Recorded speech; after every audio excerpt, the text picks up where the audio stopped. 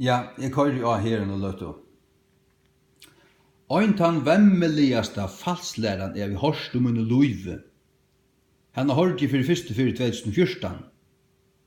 Jeg hørte han ikke lærta, men jeg hørte til at hun fanst, og så kan jeg det.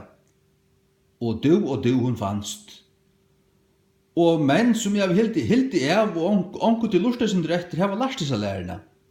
Og onkur smuilarar, som smuilarar, og menn som fotler i åren, som i linden i høylun, øyla positiver, øyla eimjutjer, og så gjerra seg så rævligt, alt så rævlig patidje, og tar tid ikke 8 sekund, læra, til falslæra, at Jesus døye i andanon, at Satan punti han i helvete, at han annakvart blå gjørter til en demon, eller at han fikk en demon, jeg vet ikke hva det sier her, og at han røys opp, og at han røys opp, og i andan, altså, at han røys opp, at han ble endurfødder, ta han røys opp, det så som jeg skal sige, at han ble endurfødder, ta han røys opp, endurfødder, Jesus endurfødder, og punter av Satan, og gjør det til en demon,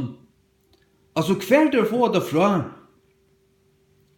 Ja, jeg får så granska synder, men det viser seg at alexandriska bibler og bibler som avvirskar, lett å bare si akkurat som pissager på, pissager ut av lærdon, rauthaddon, der gjerra Jesus til en demon, tog at det du, og i Gamla testamentet imsar firemyndir til hva hendte ta Jesus ble gjørt til synd for okkon. Han ble gjørt til synd, altså han ble gjørt til åkt vi okkara synd.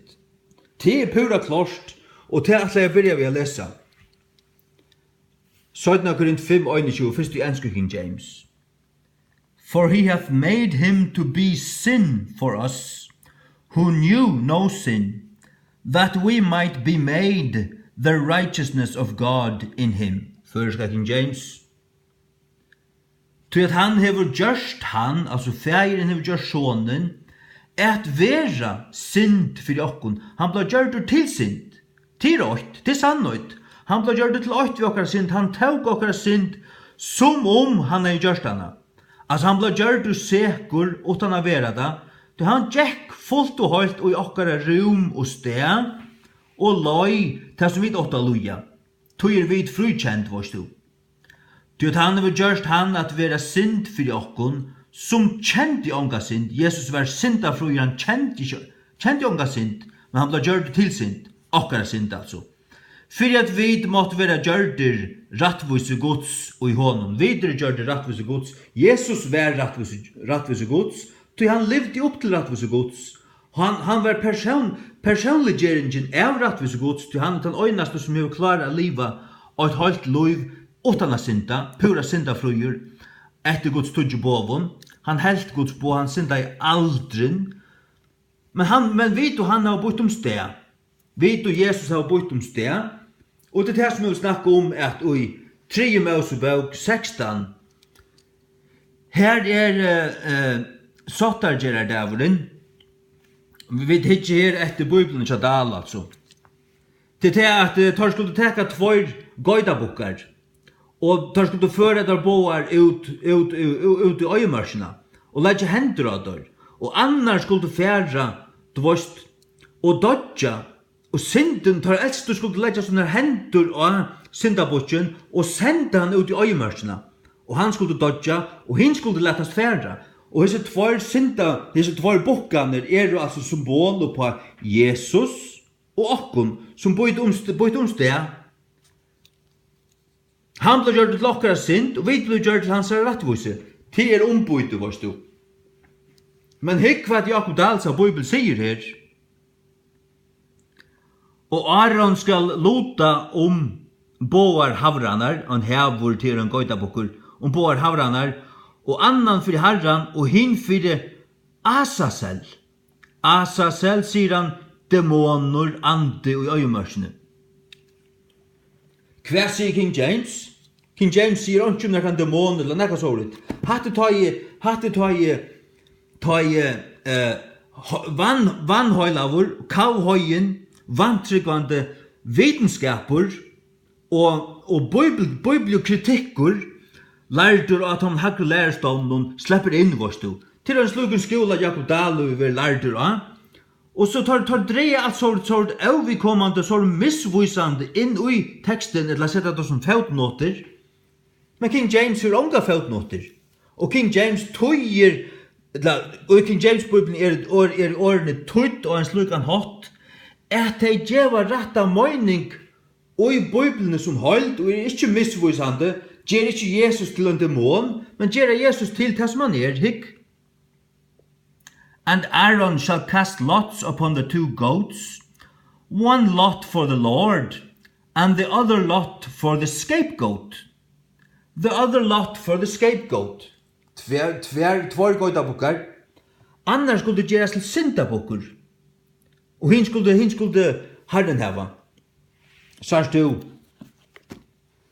til det som at scapegoat. Nu har vi bo i Hetland i 5 år. Og tar vi spalt her fra til jeg var 20 til 15. Og tar vi spalt ut i såret, så var det til at hvis anker ble gjør det til syndabukk, så var det til he is the scapegoat. Scapegoat syndabukkur til et rett år å bruke her. Toja synden ble løgt av han. Han var han som skulle dodja. Og vi sier at det er syndabukkur. Jeg hva betyr til å være syndabukkur? Til å være gjørdur til han setje utan å være det. Og til just funksjonen som han goidabukkuren heier. At han ble gjørdur til syndene som falt ikke noen. Og til det som Jesus ble gjørdur til, han ble ikke gjørdur til en demon, kan det bare holde seg til hun som har lagt disse helvetes, forbanna og falslærende her. Det sier utan å blunka vi. Han tror en helvetes forbanna falslæra. Det er hva det er. Han har lært av meg til andun hva det er. Og Aaron skal kasta lotur over tvær gøytene, omkylda. Ein lot fyrir Herran, og hin loten fyrir gøytabutjen. Nei, syndabutjen, omkylda. Scapegoat syndabukkur. Det kan du si der. Scapegoat syndabukkur. Det vet jeg til at jeg bor i en engstallende land i 5 år. Jeg vet at scapegoat og scapegoat et rett år jeg bruker her. Fullstendig. 4 Petur 3, 8 til 9. Til at Kristus øysen hever øyna fyr, lie fyrir synder. Han løy fyrir okkara synder. Hin rattvise fyrir hinnar aurattvise. Han løy fyrir okkara synder. At han måtte føre okkun til Guds, han åpna i veien til Guds, til han i bor i okkara synder, så som vi kunne være rettvisgjørt og ha samfunnet av Gud. Verande tidsen av løyve og i andanon, og i kjøtenon, verande tidsen av løyve og i kjøtenon, verande tidsen av løyve og i kjøtenon, men livande gjørdur av andanon, til her Bibelen Sjadal og Victor sier, og i andanon, livande gjørdur og i andanon. Hvis du vil livande gjørdur og i andanon, så må anden være deigur. Du kanst ikke være livande gjørdur. Hvis vi takker kjøttet bare som døme, hvis du vil livande gjørdur og i kjøttenon, så må kjøttet være dett og det vil livande gjørst. Vil du livande gjørdur og i andanon, ja, så må anden hava vært deigur åren. Og til det som Bibelen Sjadal og Victor Boar sier, og i 4 Petur 3, 8, at Jesus var livande gjørdur og i andanon. Og til en andre falslærer Sjadamon. Nei, han var livande gjørdur av andanon. Han var tidsen av løyve i kjøtenon.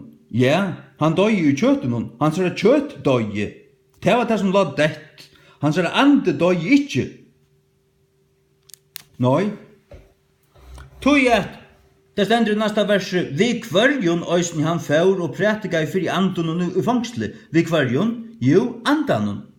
Han fjør vi høylig andanon. Høylig anden tåg hans anda niur, og han prætika i fri andanon i fangsle. Tøymen andanon som var i fangsle til paradis og mye gjerrarinnar, til her som biddaren för och fäng Abrahams. Rujmever han för I helvete. Biddaren han var I fäng Abrahams, tar var soj, men han var en jag på mittlen. Jesus tar han døye, han døye likamlige. Han ser ande for, hallig anden tog han ser anda, og han får nyer I paradis, og vittnar for I anden som var I fangsle. Han vittnar for tøymon, og tog sommer av dem opp, og tog fengaskap til fenga, til å si, han fengaskapen som var her, og I paradiset, og mye gjæreren der. Paradiset var ikke helvete, men paradiset heller ikke himmelen. Men ta Jesus røys opp, tog han, og en rikv av de gammaltestamentlige høyla og visser, grevene åpna oss og de sunte seg og de høylige stenen, at han opprørsen hans er. Og så tar han ferdig til himmels, tar de ferdig opp vi vår stod. De riser opp I likame. De sunte seg, grevene åpna oss. Hvis du bare ryser opp som en spøkelse, så bjørst du en grøv ikke at åpnast. Men hvis du grøv til en åpnast, ja, så det til at lov kommer I likame, og likame ryser opp. Til tog grevene åpna oss. Ja. Jesus var tidsen av lov I kjøtumen, hans kjøttdøye, det stender ikke at hans andedøye. Og han var livande gjørt av andanen. Hans andedøye jo ikke. Hvert var livande gjørt? Jo, hans kjøtt. Ta I hans ande og sval kom opp atur. Ur paradis. Og han røys opp av 3 deg, ta for hans ande og sval og I hans kjøtt atur. Ta for hans likam, og såles røys han opp. Og det var heilig anden som gjør det da. Det det som Så det 4 Peter 4:8. Ettersom ta at Kristus hever lie fyrir okkun ui kjøtunun. Han loi ui kjøtunun. Hva Kristi loying? Det ikke bare, det ikke hans loiv, nå det at han loi. Hver loi han? Jo, han loi fra Getsemane til Golgata. Han kjepte okkun av Golgata. Han sier det fullgjørst av Golgata. Her var frelseverket fullgjørst. Ta I hans blau rann, og han døy her av Golgata. Ta kunne jeg sige vi, tan irrande, tan omvendande rånsmannen, som be han minnes til sunn, han kunne sige sannlega, sier her, og I det skal til være med I paradis. Tar døy så ta, og fører nyr I paradis, her som Jesus fører og vittner for anden og fangslet. Hesten her for vi hunden her, hin som ikke tog vi, han fører nyr helvete vår stod. Ja, det det som Jesus løy I kjøtun, sagt det til. Han løy I kjøtun, han løy ikke I andan. Han fører nyr I helvete, han fører nyr I jeg vil si at det det ikke, men egentlig det paradis. Han fører nyr her, og vittner for anden som var I varvarslo, som var altså I fangsle stender her. Og han tog opp,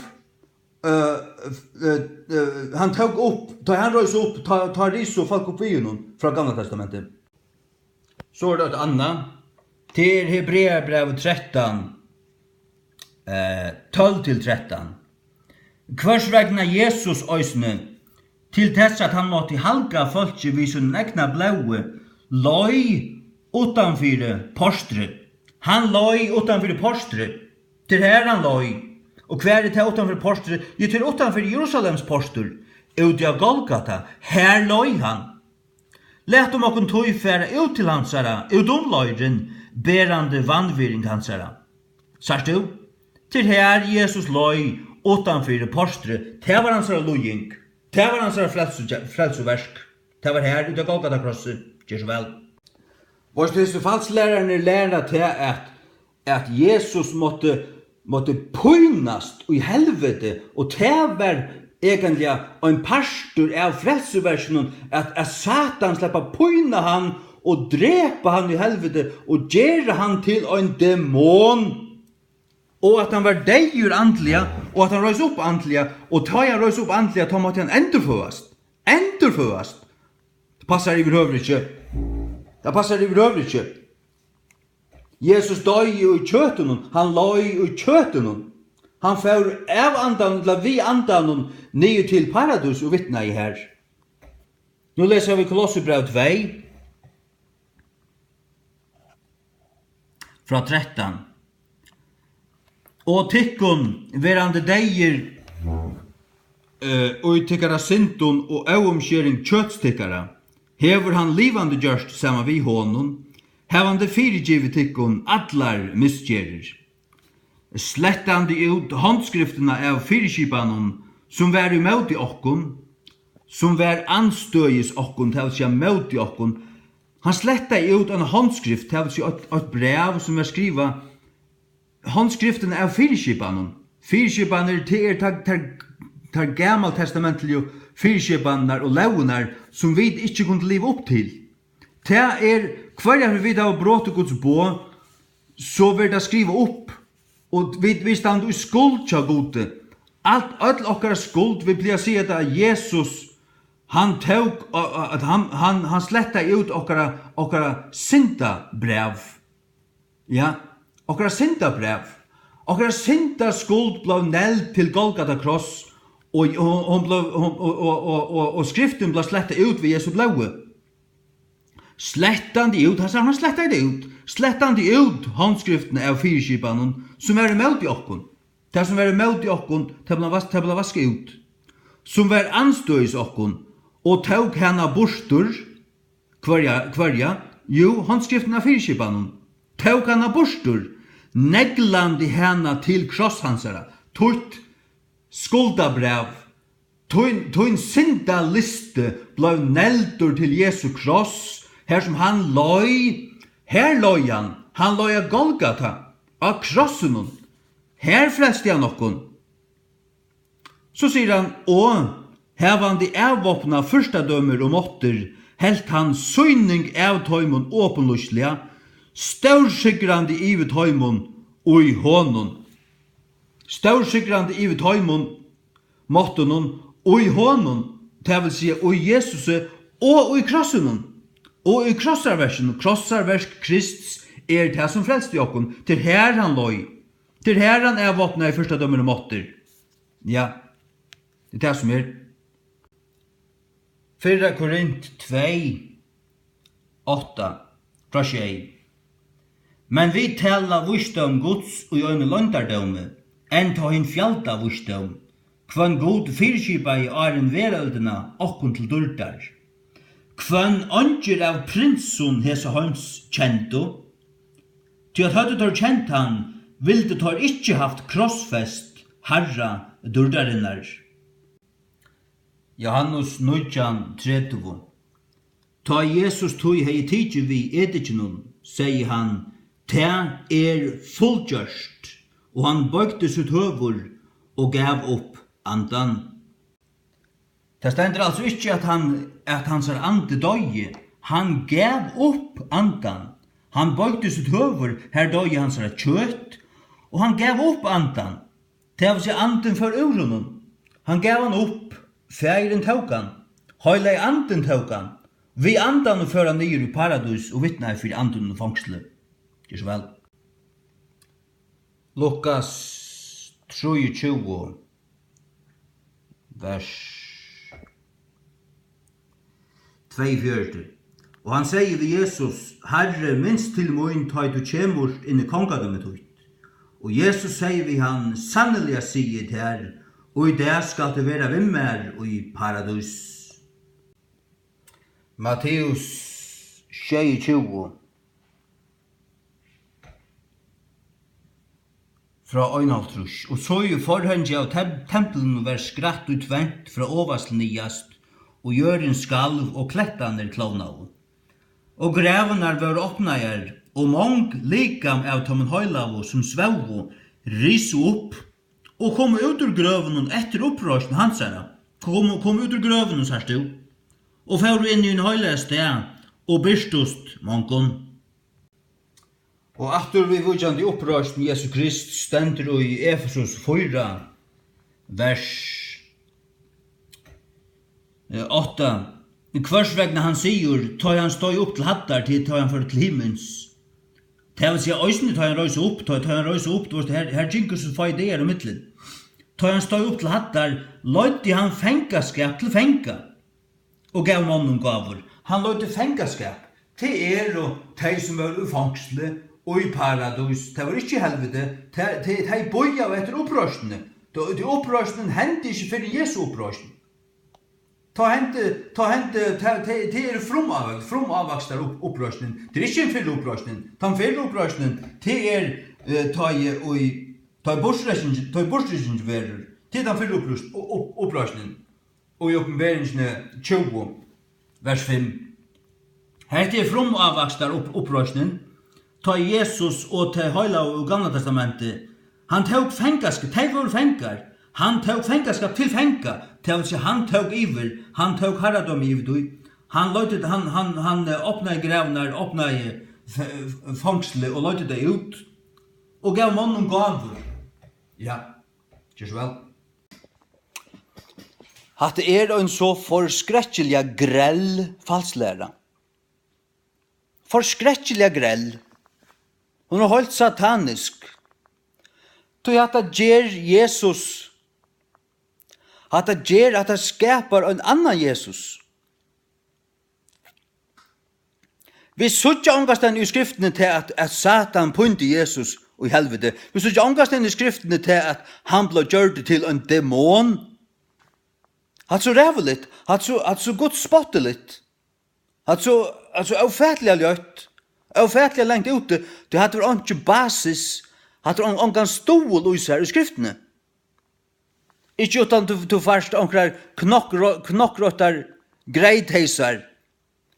At tøya bibelna som man sa bibelna til Jakob Dahl og køyra sånne blasfemiskar fotnoter under. Jeg sier til at dette året kan også mest en demoner.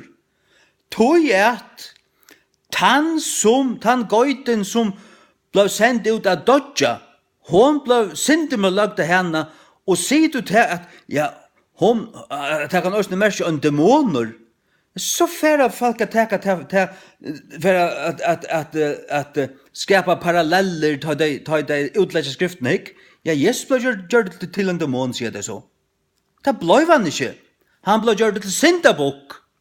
Nødja testamentet sier det, han ble gjort det til okkara synd. Han ble gjort det til synd for okkon. Ta sier du akkurat det som skriften lærer. Han ble gjort det til synd. Han ble ikke gjort det til en demon. Sier du det, så du lengt ute. Jeg sier akkurat som at folk som lærer til at Jesus døg i antallet, ble punter av Satan i helvete, og at han ble gjort til en demon, og at han måtte bli endurfødder til han røys opp. Jeg vil ikke ha et ord fra det. Det dundrande, fløytande helvetes falslærere, ødsåmål, så kunne de smøyla så gale du vilja, fløyt jo det. Eller ikke ikke hvordan det harst, og hvordan negt til tale i tungen, og hver blå grødd, ta det nærsta vidt deg, eller kvæt de gjerra. Det falslærere. Og folk som lærer så grellar falsklærere som hatta kjalt frelsoverskje. De kunne hava kvæt annet de vilja hava og være så fitt og være så smøylande og alt det her. Eller ikke å pett i ut. Du kan øye det alt sammen. Du den helvetes falsklærere hvis du lærer seg falsklæreren her. Det skal du høre fra her. Vi vil ikke ha til å gjøre. Ikke inn i øya. Gjør så vel. Han den falsklæreren Jesus died spiritually, JDS. At det egentlig at nok at han Jesus som kjøpte det, og gjør han til en djevelestein fire. Hatt lærdommer av et landon hva det Hatt lærdommer av et landon. Vi leser her i 17. Peter 2, fra vers 8. Men det var også falskjer profeter mittlom falsins. Enta som det skulle være falskjer fralærere tikkere mittlom, som løgnlige skulle føre inn helt dømelige renklærer, damnable heresies, enn ta avnoktande herran som kjepte tøyr, når kjepte Jesus til, og Golgata krosset, ta han løy fyrir til, og i kjøten, jeg leste fyrir der, og i 4 Peter 3, 18-19, 4 Peter 4, 8, og Hebreerbrev 13, 12-13, han løy utanfyr postre, han løy av Golgata krosset, her kjøpte han det. Jeg leste også i Kolossebrevnen 2, 13-15, hvis du har fyllt vi. Og mennesker skulle fylltja tåra hervelige vevun, Vi grund av kvarjon sannlagans vevor skal vera ilt talaver Ja, ta tid för allt ut utav ta röna spott. Och jag den have sjuko. Jag tar som lära det här några pengagrusar. Kenneth Hagen och Kenneth Copeland och kvärt Anna Lost. Jag vill inte annars för det. Jag vill inte veta av oss när. Och jag den have sjuko skulle ta vi falsa av en åron. Gera handelskap utikon. Sälja allt som där. Tar handel. Tar handla vid Guds ord. Tar handla vid alla tora taler kostar pengar, allt som där heva kostar pengar och så köra där i stora bilen och bygger vi risa stora borgon. Devla pack, helvete svika profeter. Kvörs. Dömor nu fra gamlare tog dralar inte och torra hel döming durvar inte, alltså människor i helvete. Hel döming. 17 Peter 2:3 i King James. Ska vi säga där att helt dömig är det rätt ord.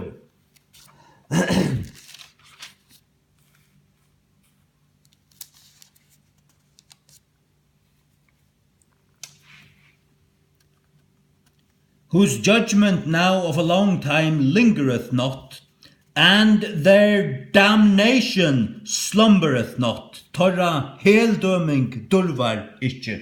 Tar färra ui helvete. Tar tvåfalt förbannaer och förbannaer skulle vera som lära sluka devilska falsläre som till att Jesus döj andaliga och till att han var punter av Satan och att han blev gjord till en demon och att han måtte rysa upp och till att han måtte, vad ska jag kunna säga, att han måtte bli änderfötter. Han blev inte änderfötter, han röjs upp. Han döj slett, han tog kunde så blev, hvis han döj andaliga så måtte han bli änderfötter till så måtte han sådär ande bliva livande gjord attor och till blev änderfötter. Nej, han döje, han loj och han döje och så för han i andan och vittnade. Du varst inte mer än det. Du varst inte mer än det att han vittnade för de anden som var i fångsle och ta han röjs upp. Ta gjorde det, hade anden han livande. Han sa lika. Han loj i likamnon, han døy i likamnon, og han sa likam blev livande gjørst av andan. 4 Peter 3:8. Nu läser vi Galaterbrevet 8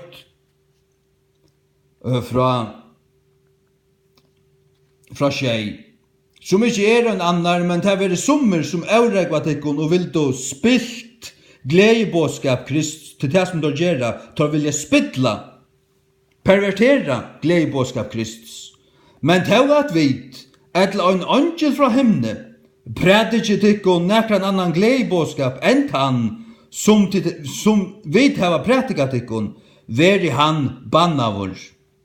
Ans vi søtt og avur, så sier nu attur, nekar mevur, prædikje tikkon, nekran annan gledebåskap enn han, tid hava tidje vi, veri han bannavur. Eina fyr, og tverfer. Tar tverfer bannair.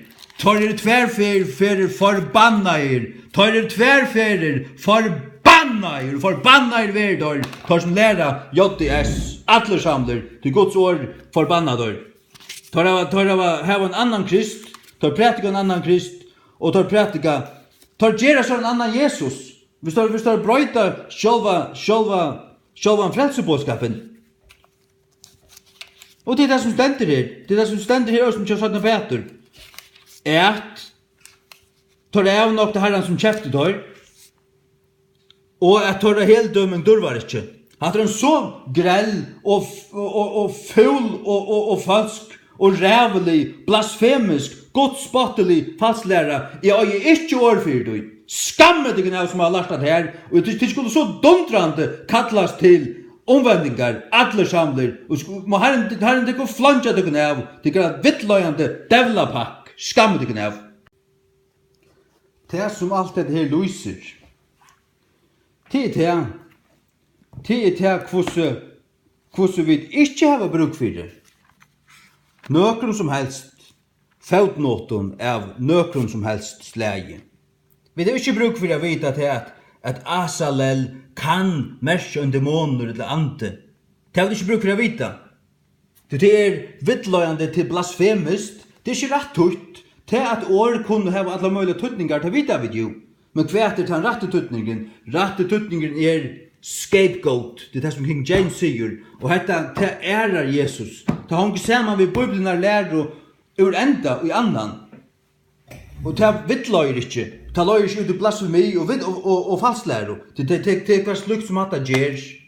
Og til at det sier til, og i 4 Peter, ja, det var sæta, men jeg viser at det kunne allikevel. Nå var det slett ikke hvordan det i Israel Bibelen, det er godt for at jeg løy med man i dem. Nå var det ikke. 4 Peter, tror jeg ikke, ja. Jeg talt slett ikke bruks av Bibelen vår.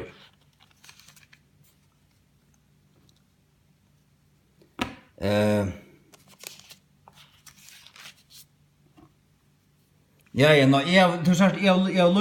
løyma man iver her. Livande gjør av andan, men her stod altså ui andan, vi luttlen av, og ui her point. Livande gjør ui andan. Hvis du var livande gjør ui andan, så var anden deir, og var ande Jesu deir, så måtte han endurfås til her i han helvetes falsklæren kommer fra. Det en helvetes falsklæren. Vi kallar han akkurat det som hun Jeg lær ikke kjøtt øynast av etter juta. Åpenberingen 8. Her sier Jesus, jeg han som lever og vær deir, og så livande om evermøyr. Amen. Og have liklar helvetes og deians. Jesus døye, og likamnon, han fornyer her, og i paradis, og vittnar for anden som var varslo, og han, tar han røys opp, tar han liklar helvetes og deians, tog han fornyer her, men deien og helvete kunne ikke halte honom. Men du leser omkastan at han ble pointer av Satan, du leser omkastan at han ble gjørt til en demon, ikke at du legger det inn i teksten og i fotnoten, at det ikke en pastor av Guds åre, at det ikke en pastor av Guds åre. Det det ikke. Det som det er at Jesus ble gjort til syndabok. Akkurat synd ble lagt av han. Sånn av Korint 5:21. Han ble gjort til synd for jokken. Og ta han røys opp, ta han liklar helvetes og deians. Han sikra i her. Han ble ikke bokaver og punter. Iver høver ikke. Slukt blasfemi hva det er. Og jeg avviser det blankt som helvetes falsklærer. Takk det sammen og vende om hvis du lærte det her og skamma det av tverrfyrkjøkkenen til lort enda klotte. 4 Timotheus 4 fra vers 8. Nå anden taler tydelig at øyne 17 tøyen skulle sommerfære borster fra trunne, gjevande gætur etter tølande andon og godslæren av djevlun. Til hva det er? JDS godslærer av djevlun. Hat aldri vil lært i kristendommen før, ongan tøy, ikke fyrir en nødjar tøy, hat nøylig oppfunnet, kanskje det var til i gamle tøy, men hat en falsklærer, og en fløytande, dundrande, blasfemisk falsklærer. Talande likner i hykle, hevande sina samvisko brennemersta ved en høytun jatne. Og i Efesusbrevene 4:14 hever du finnst hese avværingene her, og tekkana til dun. At vid hean fra vere øymøyra bøden, syfter hear og hear, og barner omkring vi kvarjon godslær og vinte, vi falslaudun manna, og snuion sniltløyka, hver vi tar litja oppa lur fyrir at vittla, til hva det gjerra. Vi skal ikke være syft, vi skal ikke være som bøten som syftast her og her, og være båren omkring, syft til vorst, båren omkring, vi kvarjon godslær og vinte, nu det hatta, og så det hatta, og så vi lust etter kvarjon lærare som kommer, og vi skulle kjenne lærerne og halda fast ved henne, halda fast ved rødt og lærerne. Og der fer fram vi falslauton manna. Det lauter, det falstar fer vi. Og snui sniltløyga. Tar snifundir, tar snilter, og tar litja oppa lur fria vittla. Ta gjerra dør. Tar løyta etter omkron nudjon, Ta vil uppfinna okkur nytt, för att hava syne särpreg, tar tåla ikkje ta gau, røyn og sunno, godslærna. Og jeg får enda vi som versen her, 17 Timotheus 4. I avlegget her tog framme fyrir gode og Herren Jesus Kristi, hver døma skal hinnar livande og hinnar deg og vi byrstingssøyna og kongadømmes ut, prætika året, være i klarstove og i tog, utanfyrir tog, og i ratta sett, hersta, formena vi atlar lengmau og godslæro. Tog at han tog vil koma, ta i tar vilja ikkje uthalda høylnama godslæro. Han tog for å koma, ta det ikkje for at uthalda, for ikkje langt tåla til sunn og lærerne. Men etter sunnen egnu listum skulle tar haupa til sin sjals, fralærarar, hevande skriande øyro. Det få altså onkan lærere lærer okkur nytt, og hatt av onkan til hors fyrir, lett okkur høyre okkur nytt, alltid okkur nytt. Og den neste verset sier, og tar skulle venda bort sånn i øyro fra sannløganon, og skulle være vender et fabel til skrøgsøver, det som ikke passar. Men vek to i ødloton, halt utløyingar, gjer evangelists versk, gjer fullt pregv tjeneste tøyna. Enda tøyar, falskje som ikke tåler til høylnam og godslærerne, tar akkurat som tar vore i Aten, tar Paulus kom til Aten. Nå medan Paulus boja etter tøymon i Aten, vær hans ande rørter i honom, ta han sa stegin høylveis givnan til skurguda durskanar. Tøy rødde han i synagogene vi jødanar, og vi tar fram og personanar, og at torgjunum dagliga vi tar som hittust vi han. Avviser hamspekingar av hinnon epikurisko, og av hinnon stausko, ta truffust av vi han, og sommer søtto, kvært vil hesen gaiparen sia. Søtto, han tidsis av vera en ledgjare fram av fremmandun godun, av til at han prætikar tøymon Jesus og opprørsna. Men så stendur her i vers 21, til at atler ateniarner og hinne fremmandu som vauru her, bruktu sunna tøy og i angon øron, utan annakvart a sia, eller at høyra okkur nytt ting. Og her kommer okkur nytt, hva det vil hesen a sia? Her kommer øyne ved en nødjar lærer, hva man hesen sia? Man hetta ved etter ratta, lett okkur nu for å lust etter hæson. Nå er det trøytter av oss ned nu for å lust etter hæson. Hatt rautløyse, hatt høyendømur. Hatt så som høytningar gjerra. Vi dør ikke gjerra så, vi dør kjenna lærerna og halda fast vi henne. Her sørst du hva Guds år sjalt sier tar som lærer ørvuse, og ikke verandi ut i øynast og rødt lærerne. 4 Timotheus 6, vers 3. Om nekar med vår fralærer ørvuse, og ajott i øy til høylnamra åra, enn ta åra vårs Herre Jesu Krist, og til godslærerna, som samsværande vi godelig løyga. En godslærer som samsværer vi godelig løyga, fører til godelig løyga. Så han jottar ikkje til høylnum år, han lærer ørvise, han fyrir sin egna ved, han finner på okkur nytt. Hva stendet han? Han hastaurur, vitande ønske, han veit ønske. Men sjukur etter spurningun og årastrujun. Han kjemur tikkara mittlun, han vil bæra skapa spurningar og årastruj. Av hverjum kjemur øvund, struj, utskjeldaner, under ildgrunar, rengvørgjer, åradrotter av mannun av spiltun houn. Rengvørgjer, åradrotter av mannun av spiltun houn, og øya sører fyrir sannløykanum. Tar øya sører, destitute of the truth. Haldande at vinningur godelig løgje. Det akkurat det som du sørst, og i Kenneth Copeland harskalinun, og Kenneth Hagen harskalinun, til det at halda til at vinningur godelig løgje.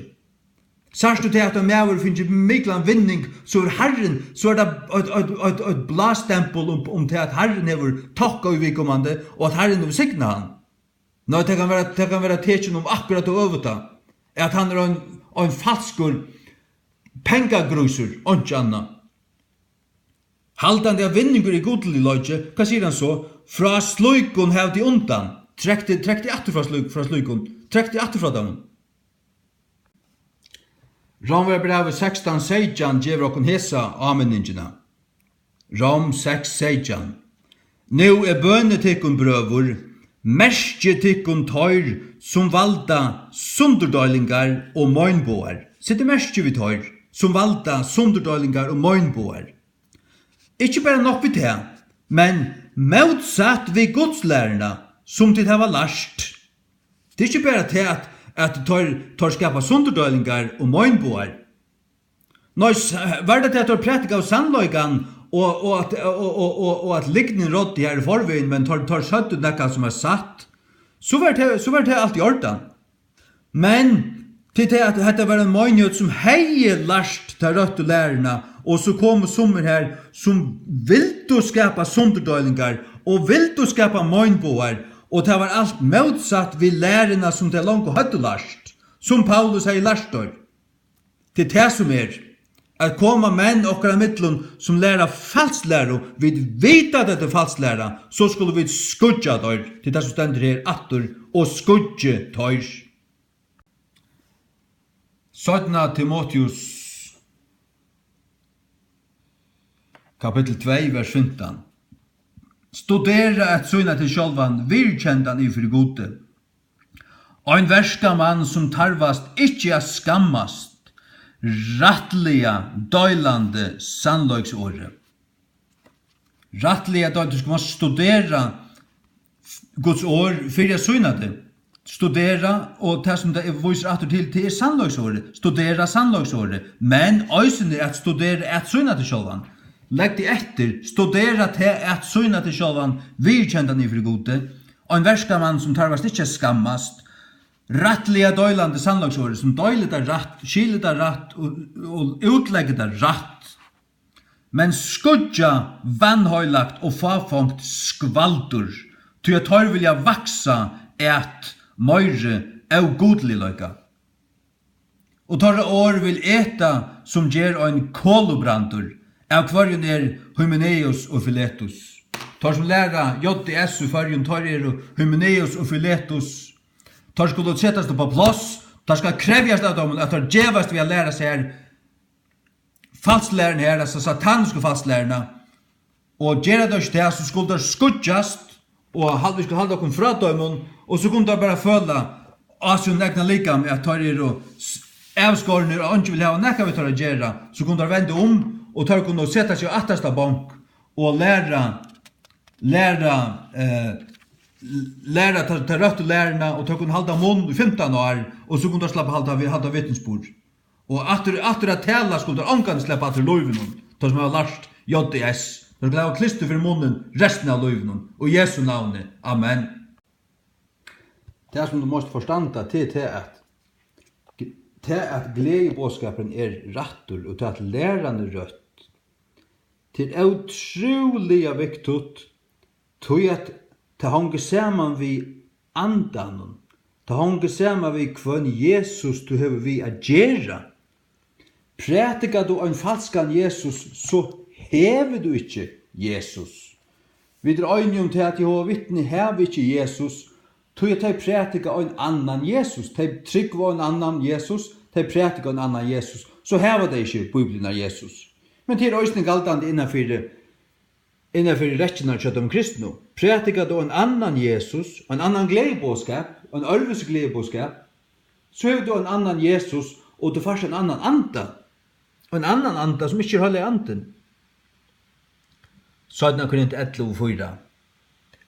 Ty at han som kjemur prætikar en annan Jesus, herst du? Kvann vid har vi ikke prætika, etla tid få en annan anda, kvann tid har vi ikke finnje, etla en annan gledebåskap, kvarjen tid har vi ikke tid i møte, tid måtte vel bor i vi honom. Det hadde du talt, sier Paulus, om en kom og prætika til en annan gledebåskap, og en annan Jesus, så og tøy høpe bor øysten til at få en annan anda. Sørst du det? Tøy læran så utrolig viktig, og at vi lærer rett om Jesus. Hvor han alt om han, hvordan han hvordan han kom, hvordan han døye, hvordan han røys opp atter, og alt dette forskjellige, at det rett samsværende vi King James-bibelene. Gjør så vel.